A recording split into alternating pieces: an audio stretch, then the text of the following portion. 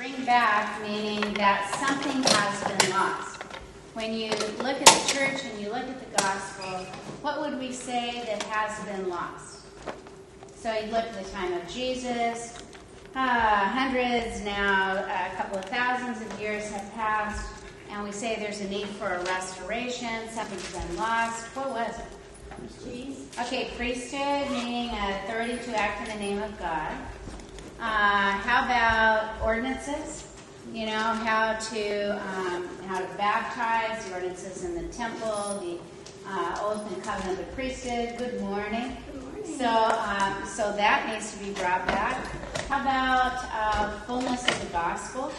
In other words, the fullness of the gospel, as we know, you can look at the Bible and say there's been tampering, scribal things. So when we say there is a need for a restoration, it's a time to bring things back that were lost. Now, if we were to look at the history of the church or the history of the world, start with first from the time of Jesus forward, you realize that there's many people as time went on that began to look and to say, they knew that something was wrong, but they didn't necessarily know there was a need for a restoration. For example, some men called themselves reformers. What does that mean? Okay, you want to change. It's kind of like you're going out to eat and you're at an amazing buffet. And you look and you go, okay, salad's all right, dessert is fabulous, but when it comes to the cauliflower, I just want to cut that one out. Okay, and I'm not going to put that on my plate, meaning that I'm going to kind of reform, in that case, the offerings of what's being offered in their restaurant, but in this case, you want to reform or you want to change something within the church. Now, can you name any men that call themselves reformers? Okay, Martin Luther. So Martin Luther, you remember he has these 95 things I don't think are right, you know, and what's being offered in his case as he saw then the church at his time. Can you name any other reformers besides Martin Luther? Calvin. Okay, there's John Calvin, there's Wesley, you know, and you begin to look, and the question is, are these men, were they good men? Okay, everybody good, some are going, I don't know, but good. Okay, how would I say, yes, I know that they are good men, and the answer goes to in the 1870s. So in the 1870s, Wilford Woodruff is our first president of a temple, and the temple is in a place called St. George, Utah.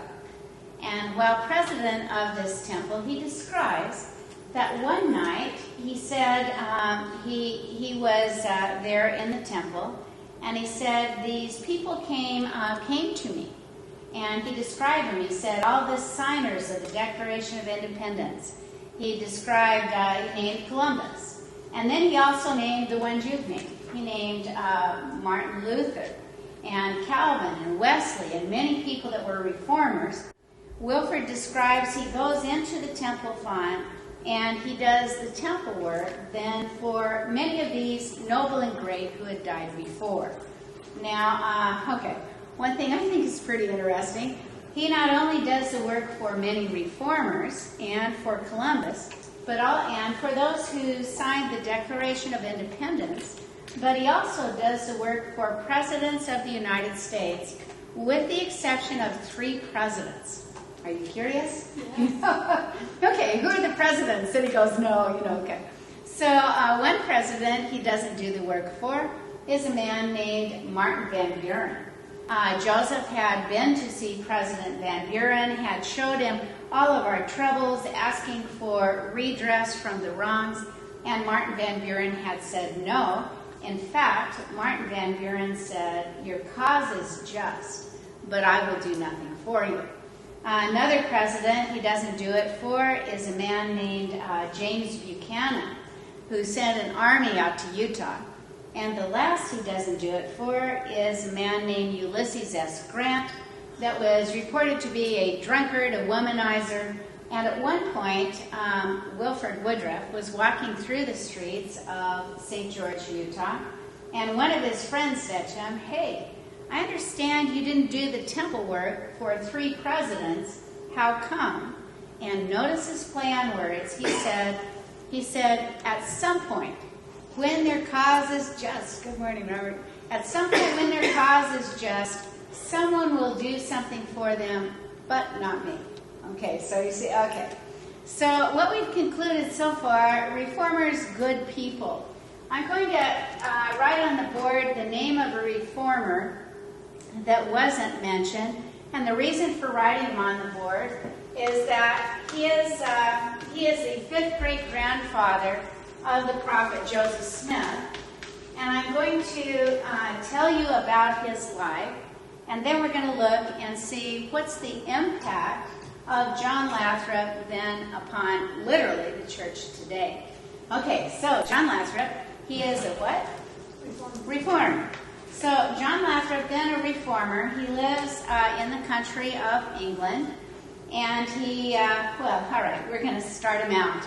John Lathrop kind of straddles 2 centuries. He's born in the 1500s, and by the time he hits college, it's now 1601. Why choose John Lathrop? He actually graduates by 1605. So if you're looking for a 4-year graduate that you go, yeah, I like the man, think John Lathrop. Now, John, as he entered college there in Cambridge, he's entering college, and he, like perhaps many of you entering as freshmen, he doesn't know what he wants to major in. And so he attends school for a while, and suddenly he has an impact experience that will help him choose his major. The impact experience that he has is that he is ordained to be a deacon in the Church of England.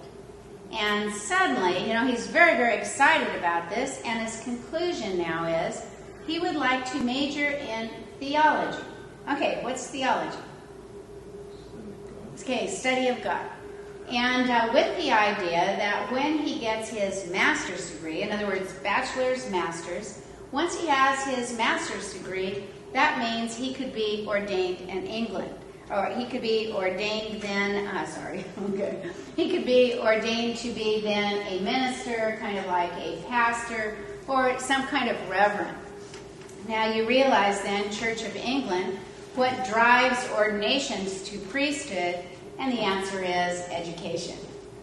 Okay, so John Lathrop now, he proceeds through school. He starts in 1601. He can't figure out what he wants to major in. He concludes he wants to major in theology, a study of God, and by 1605, he now has a bachelor's degree.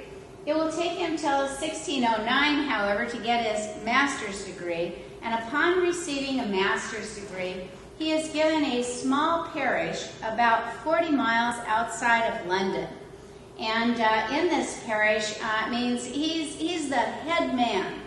So what it means is he's the minister, he's the reverend, he gives the talks, he blesses the babies, he baptizes the babies, he has a little graveyard to the side, he takes care of the dead, and you would definitely say he's the most important man in town.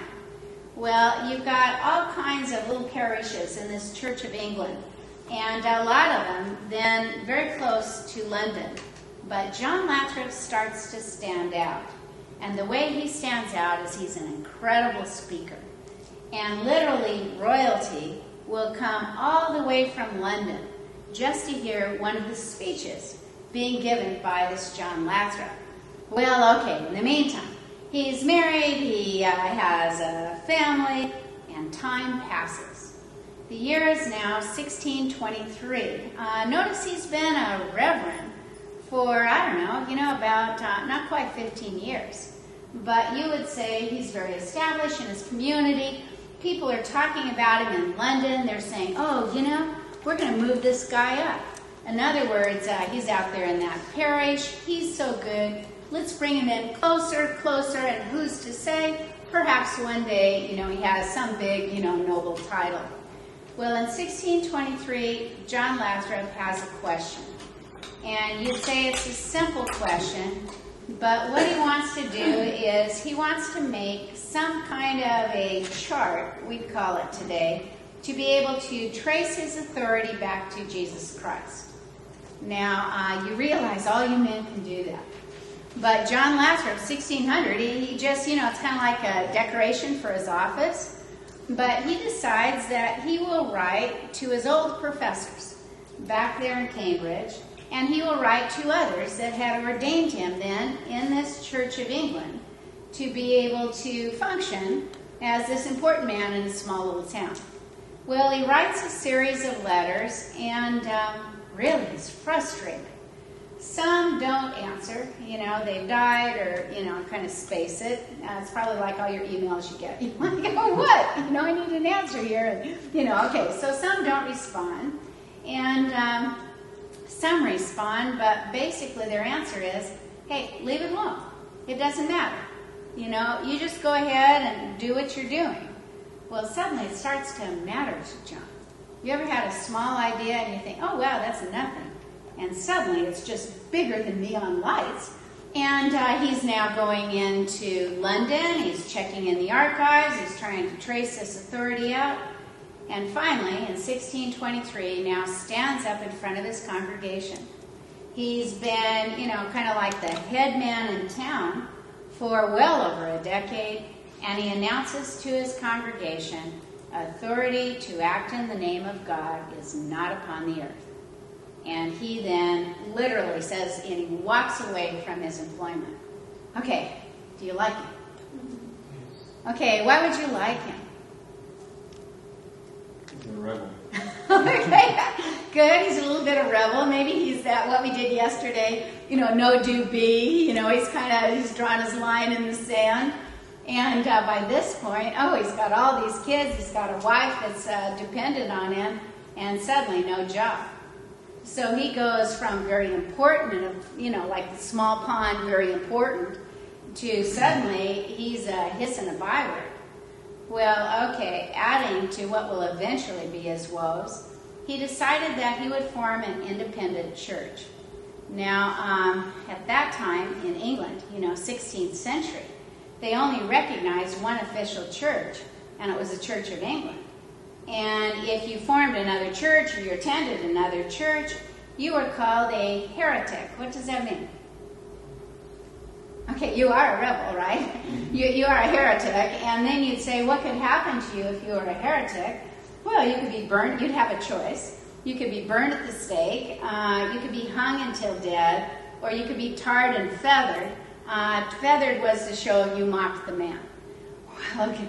So John Lathrop, he forms this church, but he never has a meeting house. And instead, he gets friends, and they meet for a while at one house, and then they meet at another house.